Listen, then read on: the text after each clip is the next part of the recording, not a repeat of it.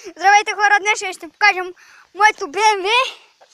Прилича на буклучийски камион.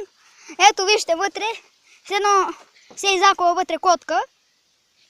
Вижте отзад, айде да влезем вътре да видим. Да видим от тук как е. Вижте, с едно се изакава пет пъти котка вътре, даже скърцат вратите, вижте. Вижте този надпис, да. Гледайте отзад, с едно се изакава котка тук. Да, нека да покажем. Малко се фраснах от главата ми се смечка. Не може да се затвори баси бракмата. Ето моето БМВ, буклучийски камион. Ето го. Лада Пауър.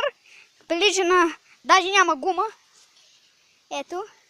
А пък багажника има кучешки изпражнения вътре. И мишешки изпражнения. Може ли да отвориш багажника, мой асистенте? Ето тук даже тази гума е паднала и унази. Вътре прилича на... Вижте вътре седалките какви са, видите? Виждате ли? Да, той нека да отвори, защото той издържи спинъра, ето спинъра му. Да, асистенте. Да, той не може да го отвори, значи нека пристъпим към другата. Опел, че даже няма... Вижте, двигателът му така стои вътре.